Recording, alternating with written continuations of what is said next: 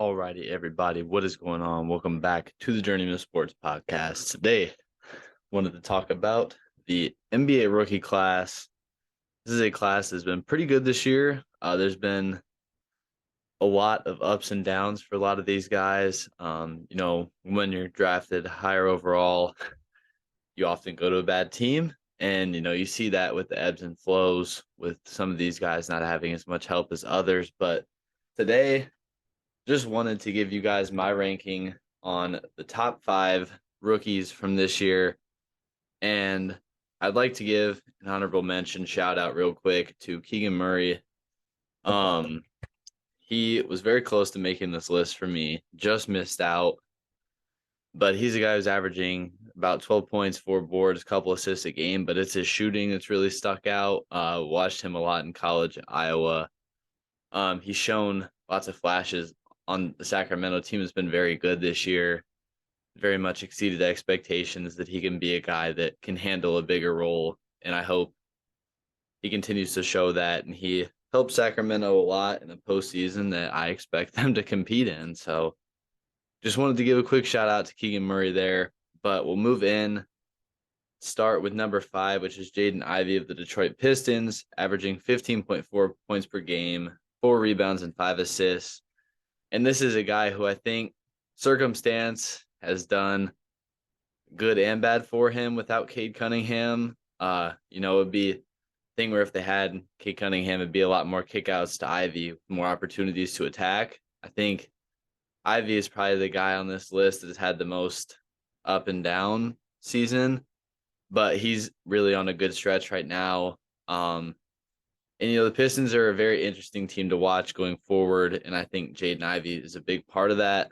As an IU fan, even though he went to Purdue, I still really like his game, and I think he's a type of guy that is going to be, fast forward a couple of years, he's going to be one of the better wing scorers in the league, and I think his on-ball ability, especially to break when the play breaks down to go one-on-one, is something that he really has that not a lot of rookies can come right into in the league. So at number 4, Benedict Mathurin of the Indiana Pacers. Mathurin, man, been such an interesting rookie year for this dude. Really think he could have had a much bigger role for the Pacers. He's gotten more with Halliburton being out, but a guy that, in my opinion, I had winning 6 Man of the Year a couple months ago and Rookie of the Year. He slid down in my rankings. One thing I do really like about him, as we'll talk about with another guy on this list, the ability to get to the free throw line is something that really sticks out to me. With Benedict Mathurin averaging 16.6 points per game, 4 rebounds, and assists and a half. The assists are low, but he's been designed in the Pacers offense to really be a scorer. I really like his mid-range game. I think as he continues to improve from outside the arc, this dude is going to be a career 20-point per game scorer. He's got all the tools, and I think the defense is a very underrated aspect of his game, and I can't wait to see Mathurin and Halliburton going forward for the Pacers. So got Walker Kessler next at number 3, the Utah Jazz, averaging 9.2 points per game, 8.5 rebounds, and 2.5 blocks. Walker Kessler is a lock for first team all rookie. The stats might not be mind blowing, but when you watch him play, you understand the type of role he plays. This is a guy I think down the line in his career can compete, possibly even win Defensive Player of the Year once, if not several times. And I think, not to compare him to Rudy Gobert, but I think he shares some of the similarities, especially as a shot blocker. But he's had a very impressive rookie year. We know Utah is another team similar to the Kings, like we talked about a little bit ago. Way overperformed. I think he's been a very, very large part of that. And I think this is a guy that is going to be perennial all defense. He's going to always be one of the best shot blockers in the league, and he's already doing this as a rookie. So imagine when he gets better. I think the most interesting part of his game, when you see people drive He gets a lot of blocks with his left, but it's because of the threat of his right hand as well. And I think that's just another step that makes him a very easy player to watch. And I think it's really fun to watch him protect the rim. At number 2, Jalen Williams of the Oklahoma City Thunder, averaging 14 points per game, 4.6 rebounds, 3.3 assists. This is a guy that has absolutely skyrocketed up the Rookie of the Year polls the last month or two.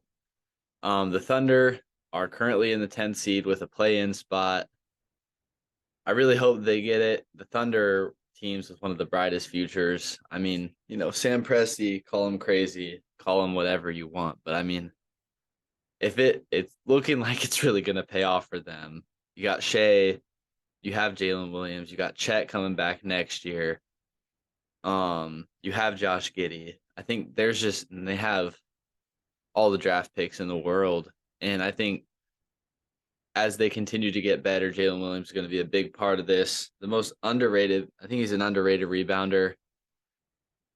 Like the next guy that we'll talk about, but really the ability, like the fast break ability is what I really like, about Jalen Williams, and I think that really fits the Thunder. I believe they're one of the higher paced teams in the league. Him and Shea and Josh Giddey, really one of the more, I think if you put it a couple years from now and with Chet, like they're gonna have one of the best starting fives in about 2 or 3 years, if you ask me. Jalen Williams has made a ton of improvement. I really like his game, and I think he's only going to continue to get better. I hope OKC makes the play in, and I hope he absolutely balls out for them. But at number 1, this is my pick for Rookie of the Year. Been this way, majority of the year for a lot of people. Paulo Banchero of the Orlando Magic. 20 points per game, 6.5 rebounds, and 3.5 assists. 6.6 rebounds. I feel like he's an underrated rebounder.